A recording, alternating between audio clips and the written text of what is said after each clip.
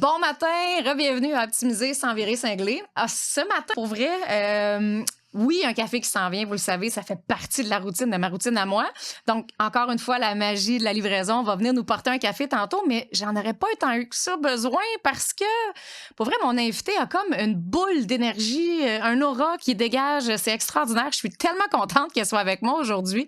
Vous pouvez la voir à l'heure actuelle sur Crave ou Prime dans Le meilleur des deux mondes avec Luc Poirier. Et je suis vraiment heureuse de vous la présenter. Si vous la connaissez pas encore, eh bien, c'est une de mes belles découvertes de cette année. Alors, bon matin, Cassandra. Bon matin. Alors, Cassandra Fredette, pour ceux qui ne la connaissent pas, comment tu vas? Ça va bien? Ça va bien? Il fait beau, le printemps. Ah, j'ai pas le droit de parler de beau temps, excusez-moi. Pourquoi t'aurais pas le droit? Il fait beau, je sais pas quand est-ce que tu vas diffuser. Ben oui, mais c'est pas grave, ça. C'est tant mieux. Les gens vont se rappeler qu'il y a une journée de soleil. Exact. Il fait tout le temps beau, en fait. C'est ça que je veux dire. Il fait tout le temps beau quand je suis là. Exactement. Effectivement, tu rentres et c'est comme un soleil. En plus, t'es toujours habillée avec plein de couleurs. J'adore, pour vrai, effectivement. Alors, Cassandra, bon, je l'ai dit, Le meilleur des deux mondes qui est actuellement... comment tu files avec ça?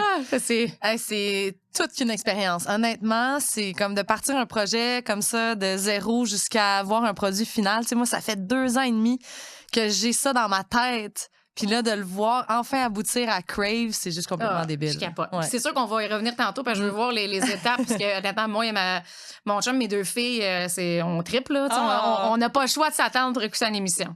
Mais là, je veux qu'on reparte. On s'en va dans le temps. Qui est Cassandra? Dans le fond, d'où tu viens? C'est parce que, bon, on t'a vu faire des affaires. Écoute, dans mon salon, j'avais tellement peur, là, pour vrai. Ça n'avait pas de sens. Mais là, la femme... extrêmement wild, mettons. Wild, oui, c'est ça. Mais au-delà de tout ça, d'où tu viens, Cassandra, puis qui es-tu?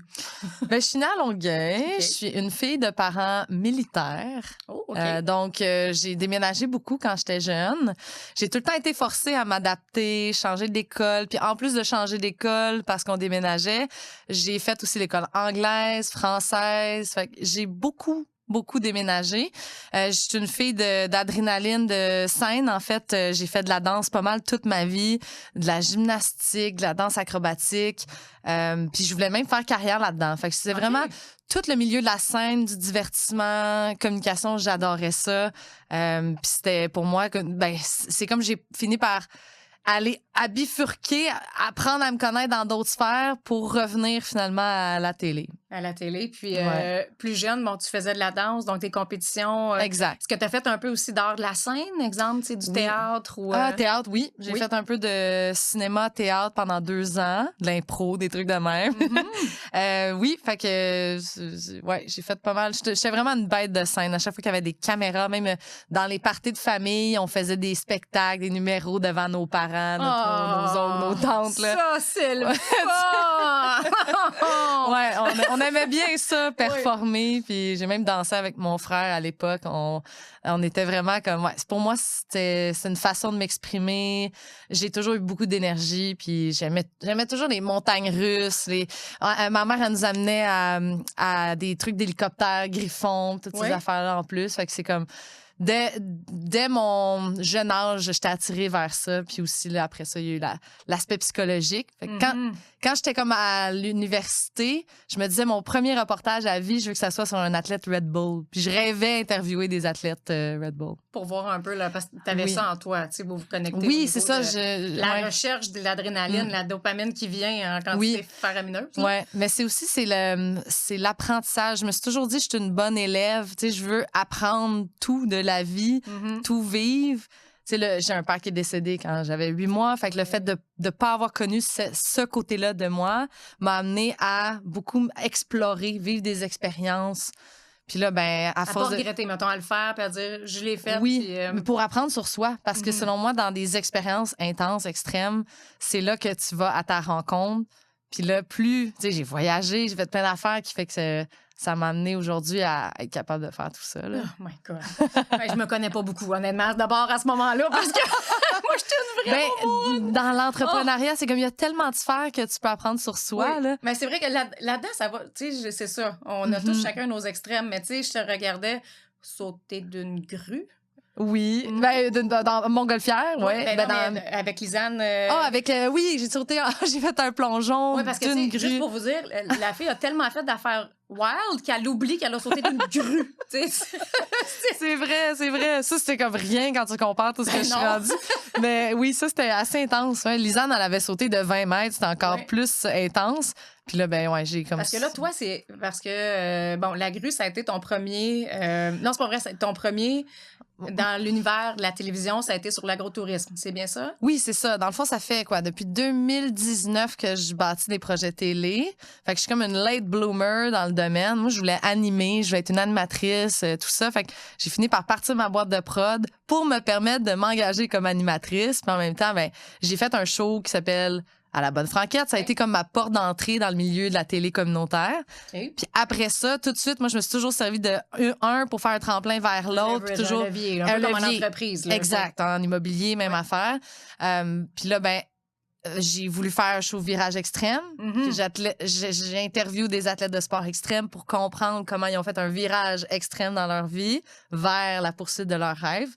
Puis ça m'a amené à interviewer Lisanne, Richard, Pete McLeod de Red Bull, plein de gens comme ça. Puis ça, il a fallu que je produise ça avant, que j'aille le produit final pour le montrer à RDS pour qu'il diffuse. Parce que j'avais aucune plug. RDS, c'est pas rien, là. En 2 ans, c'est ça. Mon 2e show à vie, je rentre à Crave, pas à Crave, à RDS. Puis mon 4e show à vie, il est sur Crave. Ouais. C'est quand même, là. Puis, avant, quand tu dis j'ai lancé ma boîte, finalement, est-ce que tu as essayé est-ce que tu as passé beaucoup d'entrevues pour être animatrice avant de partir ta boîte ou tu sentais que travailler pour quelqu'un, ça te tentait pas tant, mettons?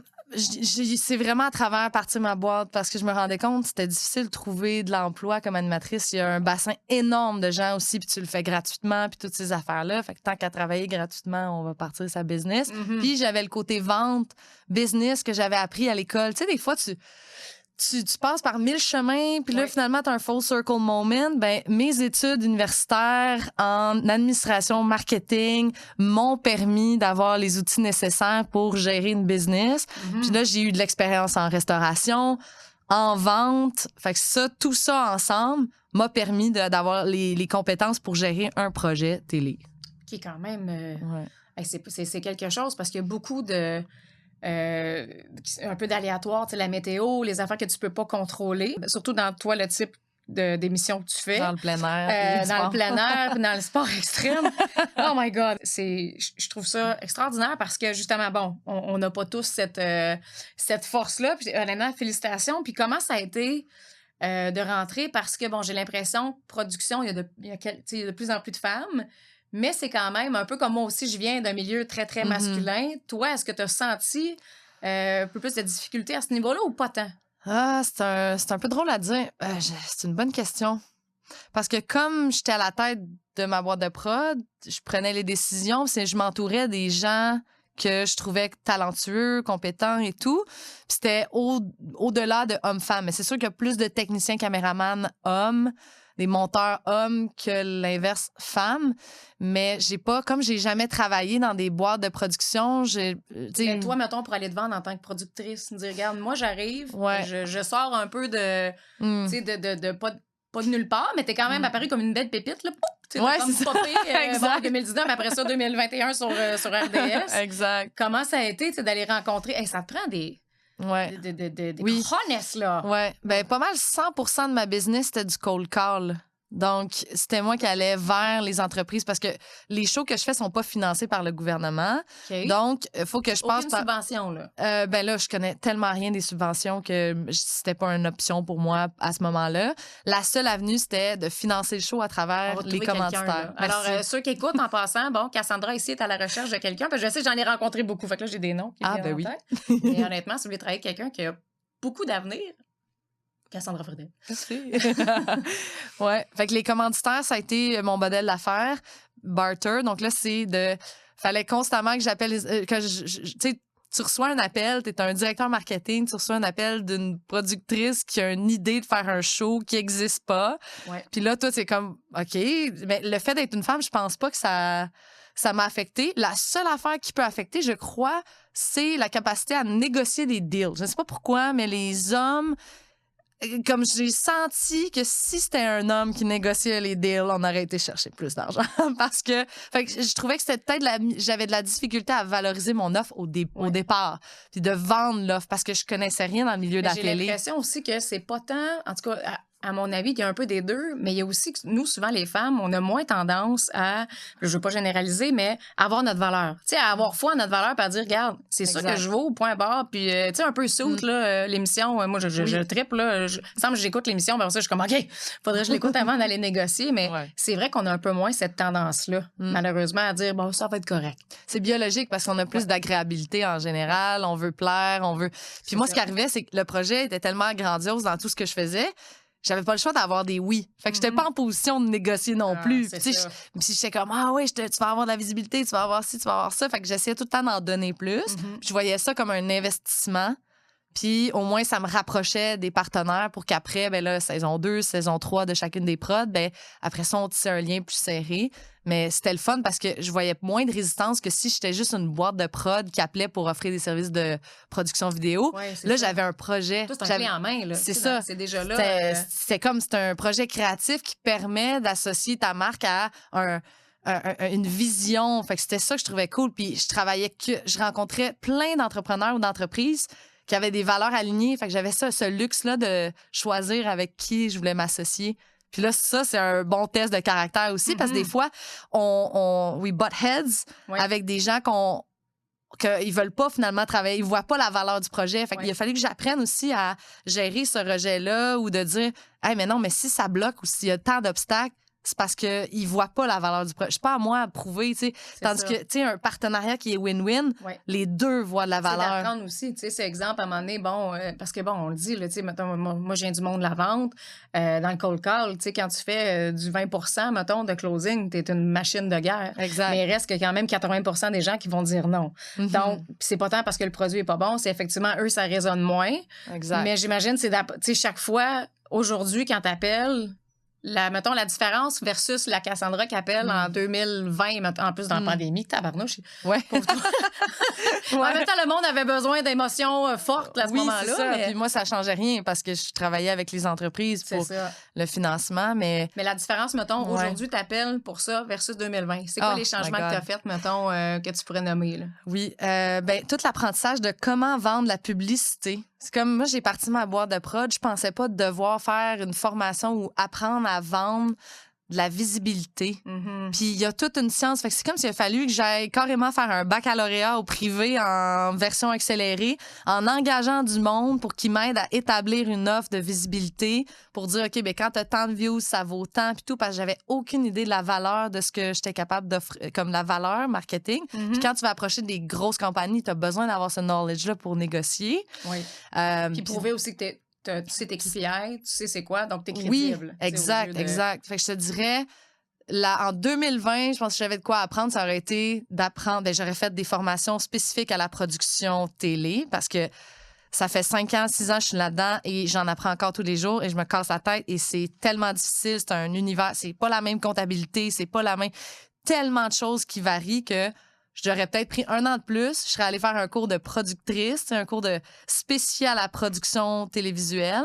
Puis j'aurais fait un cours plus poussé marketing pour connaître comment faire des forfaits commanditaires, visibilité, puis tout ça, que j'ai dû apprendre à la dure en 5 ans. Tu as appris sur le terrain. Fait que c'est sûr que ça apprend plus vite, par contre. Que, exact. Ça te coûte plus cher aussi. Mais la théorie est super importante, vraiment. Oui, exact. Mais c'est sûr que ce que tu apprends, surtout avec les gens, puis tu as été à l'aise à aller chercher de l'aide. Parce que pas tout le monde non plus qui est à l'aise, puis assez humble pour dire, écoute, à ce niveau-là, c'est pas mon champ de connaissances. Donc, peux-tu m'aider, s'il te plaît? C'est ça. Faut pas avoir peur d'investir dans ces connaissances-là, que ce soit un fournisseur. Tu sais, des fois, je payais très cher pour engager les meilleurs pour qu'au moins, ça me donne la courbe d'apprentissage pour que là, j'apprenne des meilleurs puis je sache comment l'appliquer par après. Fait que quand tu engages des fois des sous-traitants, c'est une façon d'apprendre. Oui, effectivement. Puis, tu sais, souvent, moi, je crois beaucoup que d'aller au moins chérant, En tout cas. Oh, ça coûte cher. Oui, Oh my c'est God. ça. On le voit avec nos chemins. Hein? Regardons nos chemins. C'est toujours le plus bas soumissionnaire. Exact. Faites-vous-en votre propre idée. Là, hein? Exact. C'est pas, surtout, là, on est à Montréal aujourd'hui au studio. En passant, c'est pour ça que c'est un peu différent. Studio de Montréal, il n'y a pas d'arbre en arrière. Mais et les nids de poules, oui, ne parlons pas de nids de poules, mais tout ça pour dire que le plus bas soumissionnaire, effectivement, c'est pas toujours la meilleure option. Non. Puis je vous dirais, ne coupez jamais sur la comptabilité parce que j'avais fait un échange de services puis c'est comme mon démon, là. Ça m'a tenu tellement longtemps, puis j'ai appris qu'ils n'avaient jamais fait la job qu'ils étaient censés faire. Tu te dis, mon Dieu, c'est un comptable, je peux pas croire. Fait que j'aimerais ça les poursuivre, mais on a d'autres affaires. Faut aller vers l'avant, puis ça fait juste ça, tu sais, apprentissage fait. Maintenant, comment on ajuste. Mais oui, je te dirais que j'ai appris beaucoup de choses à la dure qui m'ont coûté très cher. Fait que c'est bon aussi. C'est bon de faire comme, OK, je m'entoure. De bien s'entourer aussi, oui, effectivement. Puis c'est ça, puis d'apprendre. Mais là, comme là aussi, tu l'as appris, mais je l'ai tellement entendu souvent. Tu sais, c'est quand tu pars en auto, ma crainte. Moi, c'était juste la gestion des factures. Mais finalement, bon, j'ai trouvé des outils pour optimiser ça. Là, mais comment ça fonctionne, justement? Bon, là, Crave, on parle le meilleur des deux mondes parce que explique-nous un peu le concept parce que je trouve ça. Moi, il y a une partie que j'adore. Je te laisse deviner laquelle. Gastronomie. Puis il y a une partie que je trouve malade de l'extérieur. Mais explique le concept à ceux qui connaissent pas. Le meilleur des deux mondes, en fait, c'est une série, c'est un voyage ultime à travers le monde. Donc là, on a fait Canada, à la recherche des expériences les plus extrêmes, qui va de sport extrême jusqu'à luxe ultime, gastronomique, expérience grandiose que... Les Lamborghini. Exact, des tours de l'hélicoptère, Lamborghini, VR. Donc, j'ai eu la chance de m'associer avec Roulotte Lévesque, Lamborghini Montréal et Monsieur Poirier. Comment t'as fait pour convaincre Luc Poirier d'embarquer là-dedans? Écoute, c'est débile. Tu sais, dans la vie, quand t'es aligné puis ton idée est bonne, les choses débloquent. Donc, c'est tellement une histoire random que je demandais de l'aide pour des subventions. Oui. Et je suis allée voir dans les commentaires d'une fille qui cherchait une fille de subvention, puis il y avait une Sonia. Et Sonia, j'ai vu qu'elle en faisait. Fait que je l'ai contactée. Fait que, tu sais, pur hasard. Okay. Pour finalement, quand je lui parle de mon projet, puis je vais aller chercher des fonds, puis tout, avec Meilleur des deux mondes, elle me dit, j'ai travaillé avec Luc Poirier, il y a 20 ans. J'étais comme, c'est qui Luc Poirier? Il y a 2 ans et demi, il était pas partout. Non, c'est il ça, commençait. Mais... Il avait été Occupation Double, exact. Il l'était plus. Là, non, c'est ça. Fait qu'il y avait... Fait que là, elle me dit, là, je fais comme, c'est qui Luc? Elle dit, je suis sûre qu'il aimerait ça, tu sais, il est dans tel milieu, il aimerait les expériences extrêmes. Je suis comme, ben écoute, envoie-y un courriel, puis au pire, s'il répond, bon, je l'ai rencontré. Parce que moi, je voulais faire Meilleur des deux mondes avec mon ex à l'époque, qui n'était pas en télé, mais c'est pas un bon investissement, là. Tu sais, c'est comme si ça. Déjà, le mot ex, ça a pas mal. Oui, c'est ça, exact. Ben, c'était comme, ouais, c'est ça. Ouais. C'était une raison pourquoi moi, j'ai dit, je fais un gros projet, c'est comme, si t'es pas en ligne, je veux pas t'inclure là-dedans. Puis en même temps, c'est mieux de travailler avec quelqu'un comme que je voulais représenter, en tout cas. Je comprends. Oui. Donc, finalement, ben, Luc a accepté ma rencontre. J'y ai parlé en Zoom du projet, puis il était comme, hey, c'est vraiment intéressant, allons dîner ensemble. Fait que là, on est allé dîner. Puis là, il me disait à quel point il aimait les trucs extrêmes. On dirait que c'était lui qui se vendait à moi pour animer. Là, tu devais avoir un. C'est sûr que tu as fait ta recherche. Tu devais avoir un pas pire, mettons. Non, honnêtement, non. Non, parce que je suis entrepreneur, je le file, je le sais. Pour vrai, je le respecte, j'admire ce qu'il fait. C'est un génie de l'immobilier. C'est complètement fou. J'ai vu on l'a vu ensemble, sa conférence. Exact, ben malade, oui. Fait que il est fascinant. Oui. Puis c'était comme, je voulais comme voir l'humain derrière à travers, tu sais, on le voit d'une façon médiatisée. Oui. Puis j'ai toujours, il y a plein de valeurs que moi et lui, on était alignés. Puis quand on est allé dîner, on a pu comme faire wow, OK, on pense la même chose qu'au Québec, on devrait voir plus grand. Puis Meilleur des deux mondes, c'était comment on peut faire le show le plus épique du Canada avec zéro, en partant de zéro. Puis mon défi, c'était de me dire jusqu'où je peux aller si je me mets pas de limite. Donc, chaque idée j'avais, j'étais comme non, on l'essaye, on pousse, on l'essaye. Puis Luc, quand il a vu ça, il a dit « OK, ouais, sign me up ». Fait qu'en 2 rencontres, il était déjà partant. Puis là, ce qui est drôle, c'est que lui, plus tard, il va te dire il pensait pas que j'allais être capable de le financer, ce show-là, puis d'arriver à le faire. Fait que dit « Je vais dire oui, mais bon! » Exact. Et là, 1 an plus tard, je suis comme « Bon, mais Luc, c'est quand t'es dispo pour le, pour le tournage? » Il est comme oh my God. Là, il est en train d'exploser sur Crave, Luc le milliardaire, tout le kit. Fait que là, il était occupé comme ça, pas de bon sens. Puis on s'entend qu'un voyage de l'Est en Ouest avec Luc Poirier, t'as besoin de 30 journées et plus de tournage, de disponibilité. Aïe, 30! Oui, c'est énorme le temps qu'il nous a donné là, quand tu y penses, mais en même temps, c'était très peu pour une production aussi grosse que ça, dans des lieux complexes à tourner, dans des montagnes, des endroits que t'as pas de réseau, dans des grottes, à 13 000 pieds dans les airs, dans les cascades d'eau. Fait que c'est incroyable. Des fois, là, je te dis, je remercie mon équipe qui m'a supporté aussi là-dedans, mes caméramans, techniciens, parce que honnêtement, c'est comme, on a fait un miracle avec tellement peu de temps pour faire ça, tu sais, le transport, les îles de la Madeleine. J'avoue, juste de partir les îles de la Madeleine, puis vous vous rendez à Vancouver. Exact. Hey, c'était pas en continu. Non, mais quand même. Mais il y a du déplacement là-dedans. Là. Tu dis, puis là, des fois, c'était Luc qui dit, ouais, mais là, je suis plus dispo telle date. Fait que là, tu pars. Au début, il m'avait donné plus de dispo, puis là, tu te ramasses avec encore moins de dates. Fait que j'étais comme, je m'excuse, gang, va falloir qu'on squeeze. Fait que là, j'étais comme, ça de contenu dans ça de fenêtre. Les partenaires aussi, où t'allais, là, tu sais, les endroits. Exact. Ah oui, oh my God. Faut qu'il soit disponible, faut qu'il y ait la température. Tu t'en vas dans. Tu dis. Tu sais, faire la spéléologie, j'imagine ça, c'est pas pire, là. Ouais, c'est pas pire. Faire du polo à la grosse pluie battante, là, peut-être pas. Dis. Mais il y a eu des miracles après miracles de météo, comme le seul moment qu'il avait fait beau au mois de juin, on était à Toronto en train de filmer. Puis là, on se déplaçait en hélicoptère pour que ça aille plus vite.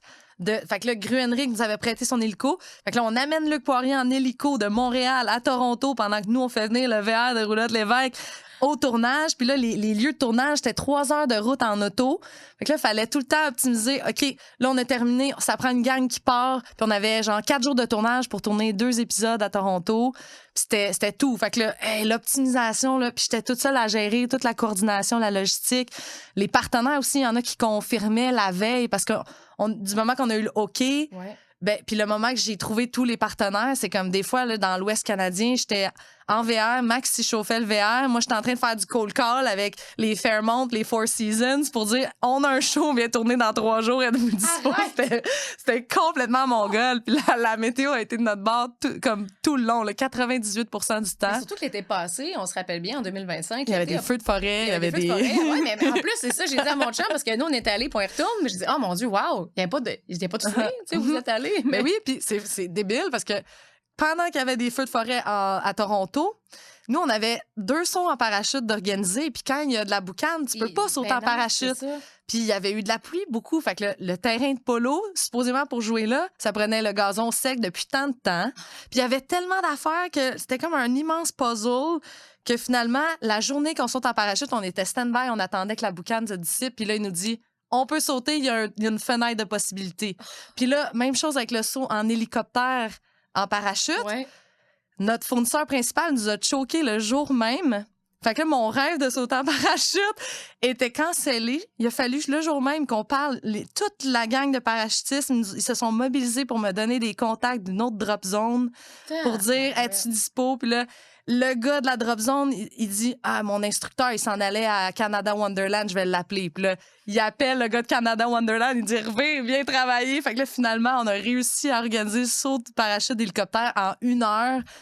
Prends l'hélico, va-t'en en drop zone, signe les papiers. C'était complètement fou. Ah, c'était fou, là. Ouais, Mais Puis, honnête. Fait que là, mettons, tu vends ce concept-là comme. Bon, les commanditaires, c'est certain. Naturellement, il y avait des frais avec ça. Oui, ils ont couvert. Oh my God. Louis Lambo. Ben oui. Lamborghini Montréal qui nous ont shippé des Lambos. 8, genre, là. Ouais, on sur a le pont Champlain, là. La vie est mon gars, là. Je sais pas comment je paierais pour être dans une de ces Lambos-là. Eh ben oui, on a eu Montreal Exclusive Car Club qui nous a préparé un convoi de 35 voitures exotiques. C'est comme toute une communauté de... Ça, c'est comme ça t'amène de l'adrénaline comme si tu sautais en parachute, là. C'était... Ben mon gars, moi, ça, c'est mon genre. Tu m'appelles, hein, n'importe quand. OK, parfait. Appelle-moi pas pour aller sauter ou... mais non, pour vrai, j'ai trouvé ça... Puis ton concept est vraiment, vraiment bon. Je sais qu'on avait parlé un peu à la blague l'autre fois, mais tu sais, bon, des voyages possiblement, mais il y a une niche là-dedans, c'est clair. Des gens qui veulent aller vivre, se mettre à pas à risque, mais pas loin, là, tu sais, de sortir de ta zone. Oui, exactement. Puis après ça, le soir, revenir, puis pas coucher dans un... Oui. C'est à travers, c'est là, ma prémisse de tout ça, c'est pas juste dire on vit la vie jet set ou whatever, c'est de montrer l'aspect transformatrice qu'une expérience qui va t'avoir fait vivre toute la gamme d'émotions. Fait que plus tu vis des émotions extrêmes, plus tu vas faire un apprentissage. Fait que si tu vas d'un extrême à je pensais mourir à oh mon Dieu, je suis en train de manger au meilleur restaurant étoilé Michelin, les saveurs, tout goûte encore meilleur. Tu profites encore plus. Exactement. Puis ça t'amène à te repositionner. C'est comme si tu sens que tu stalles dans la vie, va sauter en parachute, ça va débloquer des affaires. Tu sais, c'est ça, ce choc-là, que des fois, on vit notre vie en mode automatique. Ça vient carrément te sortir de cet autopilot-là. Puis ça génère des affaires. Est-ce que ça devient, de l'autre côté, est-ce que ça devient une drogue? Parce que, bon, tu sais, je le sais que, tu sais, on entendait souvent parler, exemple, les gens qui stoppaient de prendre, exemple, de la drogue ou quoi que ce soit, que souvent d'aller justement dans l'extrême, t'as un peu le même feeling. Mais à un moment donné, le corps s'accoutume à une dose X, fait que là, il en prend encore plus. Est-ce qu'à un moment donné, t'as eu un petit système d'alarme dans ta tête qui s'est dit, OK, là, oups, faudrait peut-être comme calmer, ou t'es bien avec, tu sais, quand t'es tranquille, ça va aussi, là. Ouais, c'est pas une quête à tout prix, l'adrénaline, c'est plus l'accomplissement de soi. C'est comme de se rappeler à toi-même que t'es plus fort que ton mental. Fait que c'est comme un ratio de, tu sais, oui, un moment donné, tu sautes en parachute, l'adrénaline est moins intense qu'au début. Au début, je pensais mourir parce que j'avais pas confiance en mes capacités, en l'équipement, puis tout ça. À un moment donné, la confiance se bâtit, puis c'est plus, tu as le désir de repousser tes limites, mais c'est pas quelque chose que je crave. C'est juste que quand tu l'accomplis, quand tu as dû mettre tout de côté pour faire quelque chose, puis d'être 100% dans le présent, puis tu dois accomplir la tâche, être focus pour pas mourir, quand tu réussis à le faire, tu te sens comme un super-héros. Fait que c'est le feeling de après que c'est sûr que tu as le goût de répéter. C'est comme quand tu t'entraînes au gym, tu as la meilleure shape de ta vie, tu es heureux, tu as cette confiance-là, ben, tu as le goût de continuer. Fait que moi, je trouve que c'est un outil, un ajout à ma vie qui l'améliore. Parce que moi, c'est vraiment, tu sais, le podcast, c'est vraiment ça, c'est de réussir à achieve des gros, tu sais, aller chercher des performances, autant au travail, dans sa vie, quoi que ce soit, autant dans les sports extrêmes, mais d'être capable, tu sais, d'avoir l'équilibre de dire, je suis bien dans la... Puis tant mieux, c'est dans la plénitude, tu sais, c'est le fun que tu l'aies aussi. Là. Oui. Puis c'est de le voir et d'en être conscient aussi, si à un moment donné, ça devient addictif, là, mais écoute, moi, je serais devenue addict à les Lamborghini, honnêtement. Là. Moi, ça me l'aurait pris, je sais pas comment... Tu sais, quand tu revenais dans ton auto après, « Salut! » Oui, c'est... J'avoue. Mais c'est fou parce que, tu vois, on avait le mode de transport super vite, Lamborghini, puis on avait le mode de transport relax, motorisé. Oui, c'est ça. Que là, tu peux pas aller vite. Non. Fait que c'était de montrer les contrastes entre... Oui, c'est le fun d'avoir la shot d'adrénaline, mais c'est le fun aussi d'être dans la contemplation puis prendre le temps. Puis c'est pour ça, le meilleur des deux mondes, c'est de prendre avantage de chacune des situations. Fait que ce que la Lamborghini va t'apporter, tu le prends. Ce que le VR, la contemplation ou le repos va t'apporter. Fait il faut considérer dans notre vie pour trouver cet équilibre-là. Il faut prendre le meilleur de chacune des situations. Ouais. Puis profiter, c'est comme ça qu'on réussit de profiter aussi. Exact. Parce que si tu es juste tranquille, tu fais rien, ben au final, tu vas staller. Mais si t'es trop dans l'excès avec l'adrénaline, c'est pas bon non plus. Fait que c'est ça qu'il faut trouver. Moi, je veux qu'on parle. Là, on va prendre une légère pause qui paraîtra pas du tout la magie de la production. Alors, dans pas long, on va prendre un café. Yahoo! On va cheers! Cheers, merci! Yay! Merci. Alors, comme vous pouvez voir, moi, je fais vivre les endroits locaux avec la livraison. On aime ça, la magie! Alors, je veux qu'on parle de ta boîte de production Fracas, c'est bien ça? Exact. Bon. En partant, j'adore le mot. Ça dit ce que ça a à dire. Exact. Caroline. Puis là, c'est quand est-ce que tu as parti la boîte de production? C'est en 2020. 2020? Je me suis incorporée. Exact. OK. Puis là, tu as combien de personnes qui travaillent avec toi? C'est-tu pas mal plus des sous-traitants avec qui tu travailles? Comment ça fonctionne? Oui. Donc, c'est par projet. Donc, quand j'ai un projet télé, ben là, j'engage des pigistes selon ce que j'ai besoin. OK. Ouais. Puis, t'as pas d'employés avec toi, mettons, en ce moment? Pas encore. J'ai des gens avec qui je collabore étroitement, qui sont quasiment comme des employés, dans le sens que je travaille à la semaine avec eux. Mais c'est des travailleurs autonomes, quelque chose où exactement, eux sont à part, okay. Exactement. Mais c'est un peu le meilleur des deux mondes, jusqu'à un certain point. Oui, ça coûte beaucoup plus cher comme ça, mais quand je vais me ramasser à avoir un petit peu plus de roulement, plus de projets... Tout le kit, là, ça va être plus cher, facile. En même temps, bon, t'as pas de DRS, t'as pas de... Tu sais, il y a un autre côté. Exact. J'en aimais, étonnamment, dans le milieu de la télévision, c'est comme si c'était des employés. Ah oui? Oui, même si c'est des pigistes. Ouais, c'est ça. J'aimais toutes les reçus, relevés, tout le kit. OK, fait que c'est vraiment pas... tu sais, c'est vraiment une affaire étrange, la télévision. Puis qu'est-ce qui fait que c'est... Parce que c'est de l'art? Est-ce que c'est dans... Je le sais pas, c'est un milieu tellement réglementé Nous, toutes nos productions qui dépassent un certain budget, ils sont automatiquement audités. Là. Fait qu'il n'y a pas de corruption qui peut être là-dedans. Ils Il y n'ont a pas pas fait ça rien. que ça clique, ça leur tentait pas. Non, mais c'est ça. Ils font pour nous, pour des émissions de 250 000, 500 000. Ben, le meilleur des deux mondes, c'est plus que ça. Mais, tu sais, c'est pour en haut de 500 ou de quoi de même, c'est audité. Puis là, il y a des missions d'examen. Puis là, je te dirais, la comptabilité, l'administration de des projets comme ça vaut pour quasiment 20 de ta brode ou 10 C'est énorme, là, les frais. Ça, je m'attendais pas à ça. Fait que je l'avais pas budgété. Artificielle, mettons, est-ce que ça l'a pu t'aider un petit peu? Est-ce que ça l'a pu... Moi, puis l'intelligence artificielle, on est besties. OK, parfait. J'étais là, mon Dieu, elle va-tu me dire qu'elle l'a eu pour mourir? Non, on est vraiment besties. Ça m'a sauvée. J'aurais pété aux frettes si j'avais pas le AI en 2026. Hein, tout le meilleur des deux mondes, j'ai pu sauver la job de 10 personnes que j'assumais. Fait que ça m'a beaucoup aidé. C'est bien. Là, t'as pas enlevé 10 emplois, dans le fond, juste parce que là, il y en a tellement qui ont peur. C'est que je portais plein de chapeaux. C'est ça, exact. T'en portais beaucoup trop. Exact. En passant, tu sais, moi, sur le visuel, je te l'ai montré, il y a un petit hamster qui tourne dans sa roue. Exact. Bon.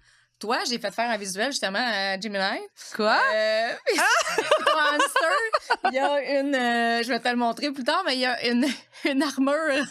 en espèce de fer forgé, là, un peu chevalier. No way! Parce que pour vrai, honnêtement, je te regardais aller, puis tu sais, je savais très bien en écoutant l'émission que, bon, tu es productrice. Moi, je faisais juste m'imaginer être là, mettons. Puis j'étais là, comment que ça peut être possible de... Comment tu peux réussir à ce que ton hamster, là, ça soit une machine de guerre? Parce que là, on va se dire, t'étais et tu es dans le plan A, plan B, plan C, plan D, plan Z, là, genre, par bout. Exact, oui. Puis le fait d'animer, produire en même temps, coordonner, on était toujours 4 sur les lieux du tournage. Donc, j'avais un DOP caméraman, puis un réalisateur plateau qui est Maxime Shea. Lui, il s'occupait de gérer toute l'équipe technique sur place, mais moi, j'assumais quand même mon rôle de productrice, les collaborateurs, les partenaires. Je m'assurais que le contenu soit dit, puis toutes ces affaires-là, le que content, parfait, les timings aussi. Fait que c'est ça, c'est... Mais là, même encore aujourd'hui, tu sais, bon, là, l'émission, elle est terminée, elle est à Crave, c'est parfait, mais là, déjà... Est-ce que ça va pogner? Est-ce que ça va être populaire? Est-ce qu'on écoute? Comment tu réussis avec ça? Comment ça va, ce côté-là? Exact. Ça, c'est un... Je te dirais... c'est comme... Je sais pas comment dire. C'est comme si... Le tournage, ça, c'est comme la game de hockey. T'sais. Le tournage, c'est là que t'es full on. Ouais. Là, il faut que tu penses à squeezer le maximum de contenu possible pour ta promo, parce qu'en plus, il faut penser behind the scene, il faut penser contenu. Là, il faut que tu squeezes le citron de toute ta journée de prod. T'es dans ton A-game. Après ça, t'as le après qui est toute la livraison, les deadlines à Crave, tout le kit.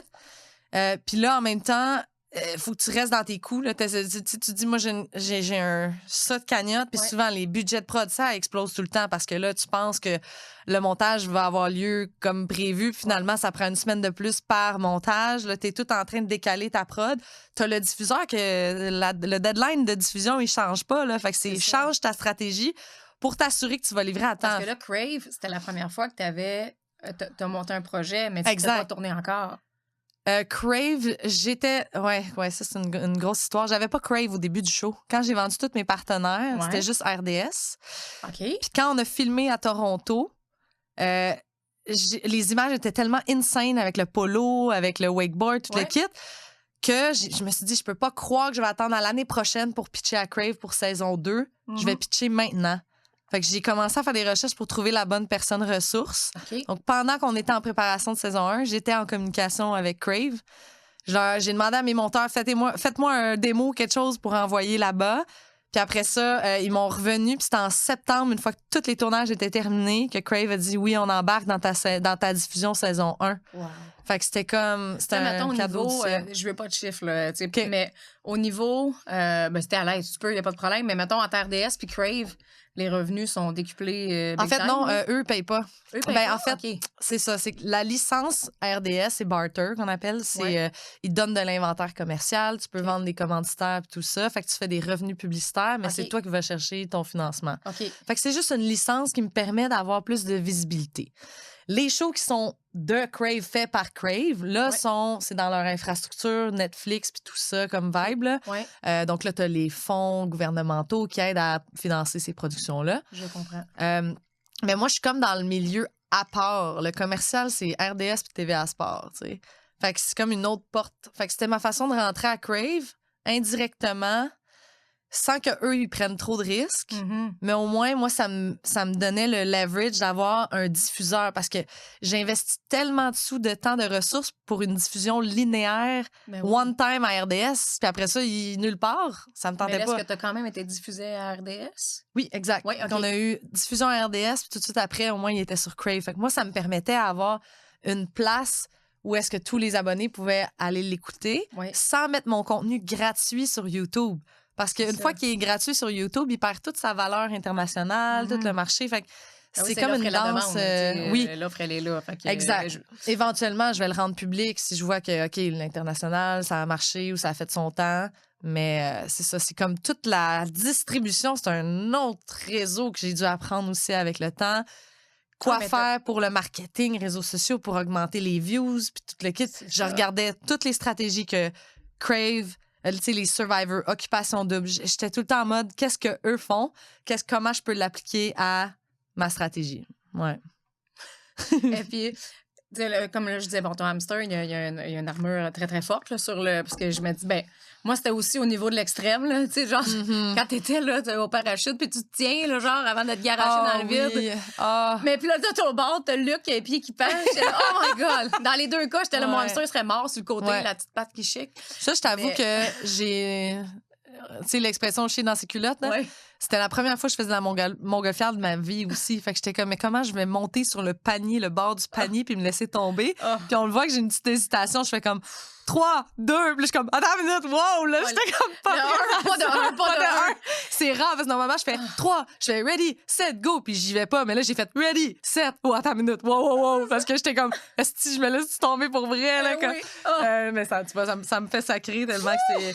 Mais ça a été un des plus beaux moments de ma vie. Puis c'était comme. Ça, c'était mon reward. Tu sais, tout l'effort que je mettais pour arriver à faire ça. Puis juste le miracle qui s'est produit. On était censé sauter le vendredi.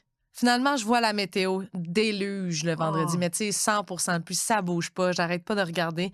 Puis là, Luc, t'espères sa chance. Et finalement, le lundi soir, je suis comme, guys, on prend pas de chance. Il y a une fenêtre météo. Mardi matin, nous, ça faisait comme 1 mois qu'on attendait, puis qu'on est stand-by parce que la balloune, la montgolfière, ça a toutes ses... Pour qu'elle décolle, il faut que ça soit frais le matin, chaud dans le jour, le vent. Puis il y avait des chances qu'on monte dans la montgolfière, puis finalement, on saute pas, parce que si la trajectoire du pilote était pas bonne, puis les vents, ils changeaient de bord, on n'aurait pas pu sauter. Fait il y a tous ces éléments-là, puis il a fallu que le soir, à un moment donné, j'ai dit, guys, là, c'est trop beau demain matin, à 4h30 du matin, j'ai dit... OK, on essaie de le faire, le tournage. Fait qu'en moins de 12 heures, j'ai dû tout convoquer mon équipe de tournage, organiser ça avec le pilote. Luc Poirier, Luc, faut que tu sois dispo demain matin à 4 heures du matin. Pas tard, j'espère qu'il n'y a pas un événement. Il y avait un événement avec. Non, pas vrai. Oui. Fait que tout ça, puis finalement, là, on est en haut là-bas. Finalement, le vent, il n'y a pas de vent, fait que ça nous amène pas à la place.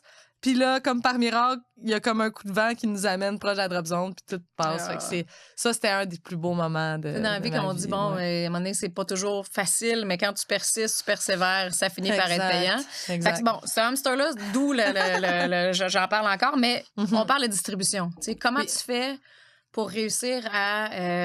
parce que, bon, t'as un contrôle sur qu'est-ce que je fais, tu sais, les extraits, la mise en marché, mais il reste qu'il y a une partie, bon, tu sais, pour avoir travaillé beaucoup en marketing, moi aussi, bon, à un moment donné, on est quand même pieds et poings liés de ce que les gens vont décider. Comment tu fais pour dormir le soir? Oh my God! C'est fou. Plus je gère des projets de grande envergure comme ça, plus je me rapproche de la nature, la méditation. On dirait que c'est comme... c'est ma bouée de sauvetage. C'est comme ma...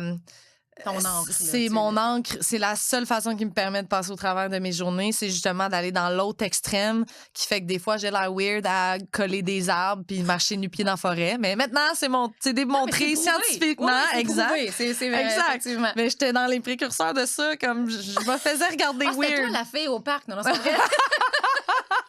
Exact. Fait qu'on dirait que ça m'a amené, plus tu gères des trucs ou plus tu fais une vie stressante, si tu veux être capable de maintenir ton cap, maintenir le rythme, il faut que tu ailles compenser. Puis je m'entraîne religieusement avec mon entraîneur d'émancipation. J'ai un physiothérapeute pour mes blessures. Là, je fais de la naturopathie, toute la supplémentation pour gérer mon système nerveux pour que je sois capable de performer à ce niveau d'intensité-là. Parce que gérer une prod pendant que tu dois faire le sport extrême, c'est vraiment difficile. Là. À un moment donné, on avait un gros tournage. Moi, je me lève à 4-5 heures du matin, je me maquille, je fais mes trucs pour aller apprendre à sauter en parachute. 4 sauts en parachute dans une journée pendant que tu es en tournage. Puis là, tu es là, tu gères l'équipe. Après ça, attends une minute. Là, il faut que je me concentre à ma théorie là, parce que je me pitch en bas d'un avion quand même. Fait que, tu sais, il y a comme... fallait que... Faut que tu restes concentré. Tu n'as pas le fou, choix. là. Ton cerveau, il est comme vraiment... Faut qu'il soit optimisé. C'est ça. Tu es capable de le segmenter un peu. Exact. C'est ce que j'entends à ce niveau-là. Parce que là, quand tu es dans l'avion, tu peux pas penser à shit, j'ai pas répondu au courriel de choses. Là. Ouais, ou le caméraman, il va-tu être correct pour filmer? Là? Puis souvent, il fallait que je les brief avant de dire OK, là, il va se passer telle chose, moi, je vais atterrir là. À partir de ce moment-là, vous pouvez plus me parler. Je suis dans ma bulle en train de me concentrer à la job que j'ai à faire pour pas mettre la vie de Luc et la mienne en danger ou des trucs comme ça. Fait que.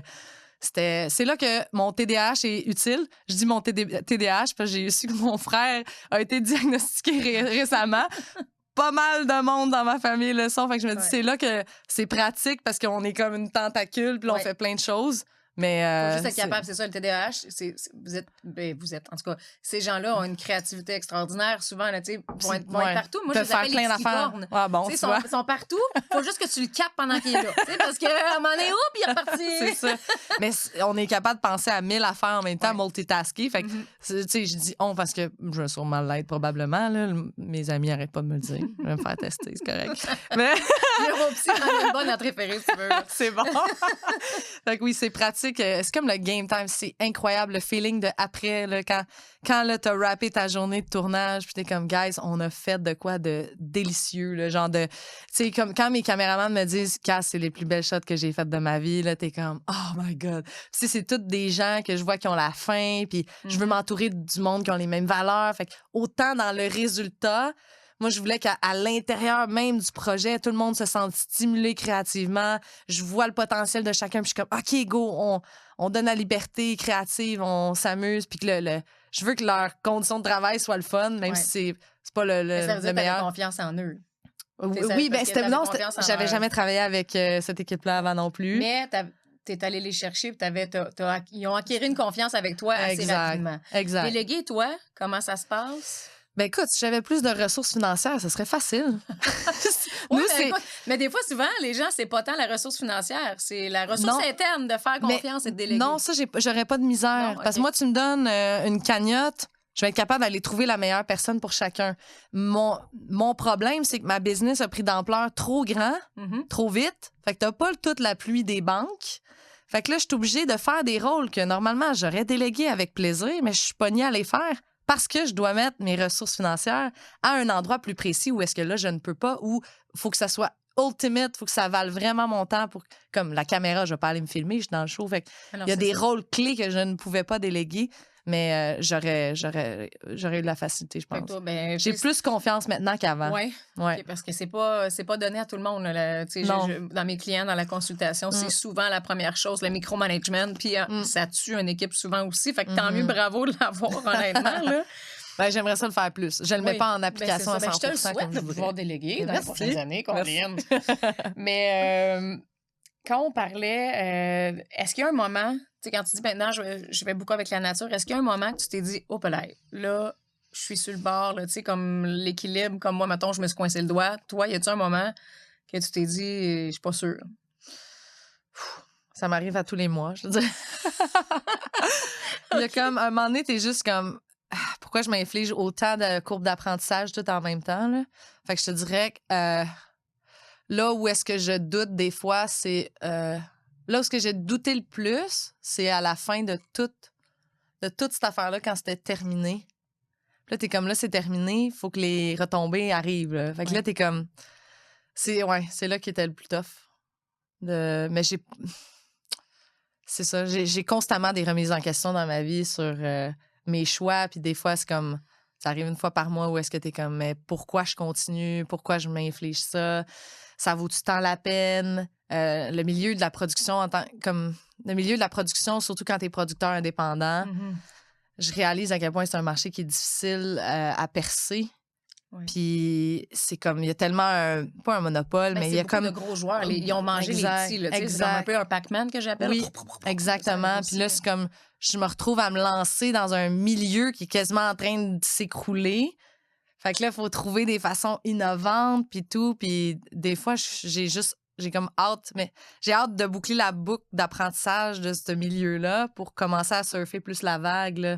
Parce que c'est ça, plus tu gères des affaires, plus t'es fatigué, puis là, tu tombes fragile à ces obstacles-là. Puis des fois, je sens souvent que ça bloque ou ça avance pas parce que t'attends 8 mois, 10 mois, avoir un retour du gouvernement pour t'aider dans tes crédits d'impôt, des trucs comme ça. Mais quand toi, t'as besoin de cash flow ou whatever, c'est tellement des choses. Quand t'es une grosse boîte de prod, t'as tellement de projets que ton cash flow, il rentre de partout, c'est correct.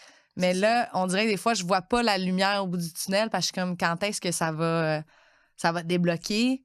Mais je le sais que ça va débloquer. C'est juste que c'est ça. J'ai hâte de boucler la boucle. Là, puis il faut avoir la foi, pas le choix. C'est sûr qu'en ce moment, il y en a beaucoup qui nous écoutent. C'est parce que, bon, toi qui nous écoutes en ce moment, comme beaucoup, c'est des entrepreneurs ou des gestionnaires, des gens qui ont foncé, qui ont cru à un moment donné. Puis souvent, à l'extérieur, c'est beaucoup le « mais voyons, qu'est-ce que tu fais là? » Mais on a toutes les histoires, tu le sais. Il y a toujours le moment de doute ou de... tu sais, fait ça veut dire que tu as une belle histoire qui s'en vient. Dans le sens que... C'est ça qui est fou, c'est que des fois, je ne sais pas... Tu sais, quand t'as, mettons, été en restauration toute ta vie, tu pars ton resto, t'as quand même une connaissance du milieu. Moi, le fait, c'est que je sais pas où est-ce que ça arrête. Je sais pas comment trouver la solution des fois parce que j'ai pas travaillé dans des boîtes pendant 20 ans puis ensuite, j'ai parti ma boîte. Fait que c'est là, des fois, que je me sens démunie de ma capacité à trouver des solutions. Parce que je suis comme, mais je ne sais pas c'est quoi le en même temps, sais-tu, moi, où je vois que c'est positif? Parce que pour travailler avec beaucoup de monde, beaucoup de gestionnaires de haut placés, ceux que ça fait 20 ans qu'ils sont là, ils ont de l'expérience extraordinaire. Mais on va se dire, ça a évolué énormément en 20 ans. Et la grande problématique, souvent, c'est que l'humain est une bébite d'habitude. Hein? On le dit souvent, donc le changement, on n'aime pas ça. Toi, ta grande force, c'est que oui, tu n'as pas l'expérience, mais tu arrives et justement, tu as une vision neuve qui suit un peu l'évolution qui est déjà là. Fait que tu sais, je comprends. C'est sûr qu'à un moment donné, tu dis un peu le syndrome de l'imposteur. What the hell? Qu'est-ce que je fais là? Là, t'es là, je veux juste être animatrice au final. Je fais tout ça pour finalement juste pouvoir triper et interviewer du monde. Mais en même temps, tu peux faire ce que tu veux, tu sais, grâce à ça. Parce que, tu sais, animatrice, tu te fais dire ce que tu vas dire, tu te fais dire. C'est pas négatif, c'est pas ça, mais je vois que toi, ce que tu veux, c'est. Ce que je perçois, du moins, c'est que t'aimes avoir l'ensemble de l'œuvre. C'est de passer le message que je veux passer au final. Puis oui, d'avoir cette...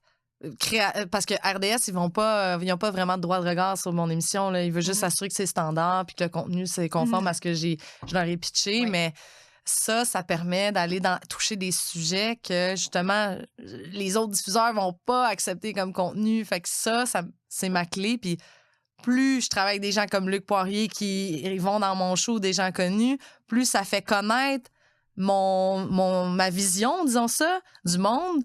Puis ça permet de passer un message à travers Luc, de faire vivre des trucs pour qu'il voit cette... Fait que c'est ça, au final... un ambassadeur dans le sens parce qu'il a vécu, tu sais, dans le fond, exact. On le voit. Puis là, c'est ça que je disais à mes filles, j'étais là, ce monsieur-là, là, il a zéro besoin d'être là. Non, il a vraiment pas besoin d'être là. Exact. Puis il y a plusieurs fois qu'il dit mais qu'est-ce que je fais ici? Mais il est tellement fier après. Oui, puis tu le vois là, ça l'a changé. Puis tu sais, on a dans toutes les entrevues aussi, je pense qu'il est devenu un meilleur communicateur même parce qu'on a passé tellement de temps avec lui dans les entrevues, je veux pas le coacher, parce qu'on faisait pas juste poser des questions, on l'amenait on voulait qu'il brille on voulait vraiment qu'il brille puis qu'il ait pas l'air du gars malaisé ou qu'on voit sa vraie personnalité. Puis ça implique de prendre le temps de poser plus de questions, dans les entrevues d'aller plus deep pour que t'ailles chercher ces perles-là. Une idée, mettons, de prochain Luc Poirier. Tu sais, pas prochain Luc Poirier, mais prochain... J'aimerais ça faire un appel. J'aimerais ça faire un appel à Justin Trudeau. Justin Trudeau? Ouais. Oh, Justin ouais. Trudeau, t'es-tu game? J'aimerais ça, Trudeau? ouais. Ah, Ça serait ouais. épique. Ben, aimes-tu le sport? Je sais pas. Pas grave. T'amènes un ex-politicien Oui, vivre des j'avoue. sports. Ah, j'avoue, il y en a vécu en tabarouette des Mais hauts, des on bas, veut des voir, montagnes on russes. veut voir Justin Trudeau sous un autre angle. Oui, Ça serait effectivement. vraiment cool. Ben là, déjà, il y a Katy Perry qui est à côté qui le rend quand même très, très mignon. Là. Ouais, c'est ça. C'est ouais, le un beau hotness couple. factor. Ouais, c'est ça. Et moi, en de- plus, je suis tellement pas... j'ai l'air de la fille au courant. pas Mais, du tout, j'ai juste vu ça. Ben, j'imagine une carrière de politicien, ça te vieillit parce que tu reçois tellement de pression de tout bord de côté que t'es pas à ton meilleur, j'ai l'impression. Fait que là, il est libéré de ça. Puis en plus, il a trouvé une belle femme. Fait qu'il doit, il est dans son best Mais prime honnêtement, time. je là. sais pas toi, mais tu sais, probablement parce que toi aussi, tu t'exprimes super bien, tu as une personnalité extraordinaire. Aller en politique, tu sais, souvent les gens, dès que tu as une idée, tu as dit, tu veux pas venir en politique. Je sais pas si toi, ça t'a. Ah, ça m'a déjà interpellé. parlé? Ah oui. Ah, Mais justement, toi, un t'as bon pas trop point. la peur de ce que les gens pensent. Non. Moi, c'est sûr, mon hamster s'écroule, là. 50 des gens Oui. m'aiment pas. en Mais partant. c'est un travail constant. Avant, oui, je viens d'un milieu militaire où l'image, justement, ma mère ou whatever, c'était souvent l'opinion des autres, puis tout le kit. Puis c'est comme juste d'avoir une image, puis tu peux pas te montrer trop vulnérable. Comment t'as fait pour passer par-dessus ça? Ben là, j'écoute, là, de même. Je te dirais, OK, il y a un élément déclencheur, c'est Winmere Normier. Ouais, en tout cas, Winmere. OK. Ça, c'était à... OK, j'ai commencé à voyager. Fait que ça, avoir un but de voyager, je voulais aller m'entraîner au volleyball Fait que mon désir de voyager puis le fait d'être en voyage m'a amené à me découvrir sur un autre angle. Donc ça m'a amené à avoir plus de confiance en moi en me disant, OK, finalement, genre, j'attire du monde nice, fait que je dois être nice, fait que là, Mais le déclic ultime, c'était à ProMédia quand c'était une école d'animation, télé-radio et tout. Et t'as Winmere qui nous a dit, il dit, dans la vie, peu importe ce que tu fais, tu vas avoir 50 des gens qui t'aiment, 50 des gens qui t'aiment pas. Fait que aussi bien faire de quoi qui t'aiment. Puis fait on dirait pour moi, c'est niaiseux, mais c'était comme une phrase qui m'a tellement choquée que j'ai fait « Hein, c'est tellement vrai. » Parce que des fois, t'as bien beau, tu veux être comptable, finalement, tu prends tel chemin. Il y en a des pas contents qui vont pas t'aimer à la face. Puis en plus, t'es pas heureux là-dedans. Ouais.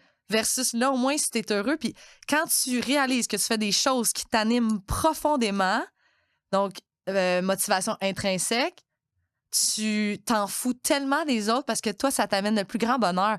Que quelqu'un chiale que j'ai fait un saut en parachute de montgolfière, je m'en fous, j'ai tellement eu de plaisir. Fait que quand on trouve les affaires qui nous animent profondément, tu te détaches automatiquement de ça. Ça devient un peu comme un canard, là. Tu sais, ça te coule sur le dos. Oui, pour de vrai, oui. Moi, je me sens comme un canard parfois, mais la tête dans l'eau. Tu sais, les pattes, là.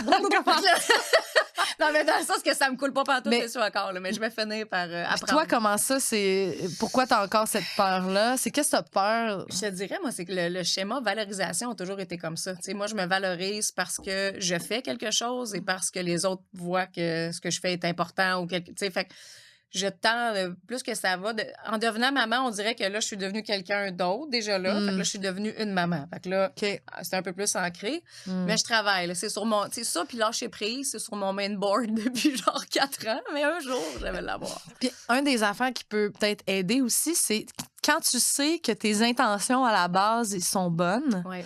Moi, je me suis souvent fait traiter de non. Je me suis fait... Tu sais, là, je pourrais me retrouver très incomprise. Là. Des gens qui m'ont traité de tous les noms pas possibles.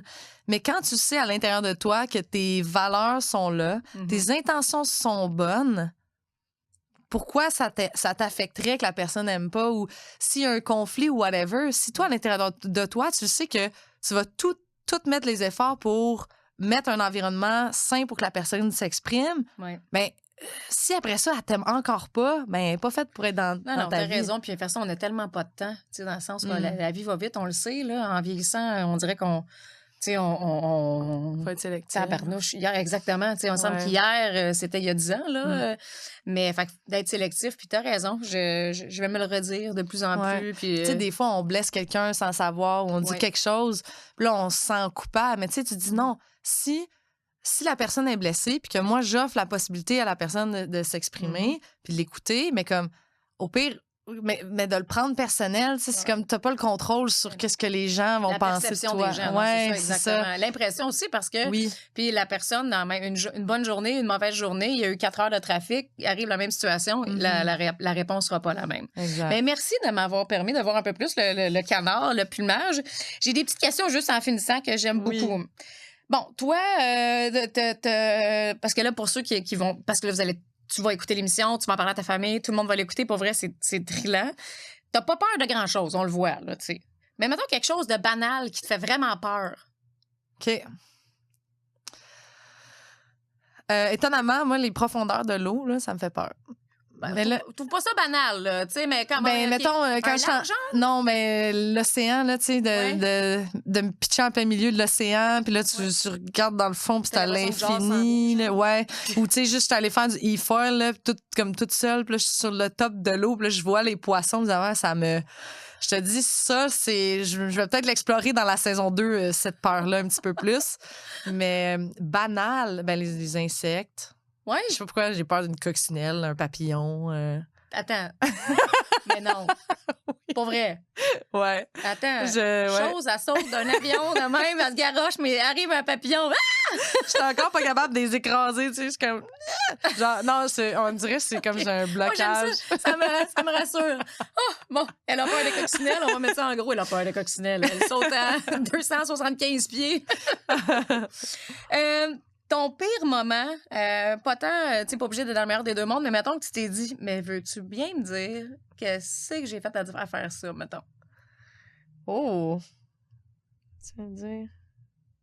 Mon pire moment. Ah oui! Ben écoute, c'est un moment que j'aurais pu mourir, en fait. Je me suis retrouvée coincée en Sidou, en plein milieu du lac Saint-François. OK. Et j'étais partie avec le sidou de mon ami pour célébrer. Puis, tu sais, j'ai comme gaz au fond, youhou! Je suis partie juste en maillot de bain avec ma flotte.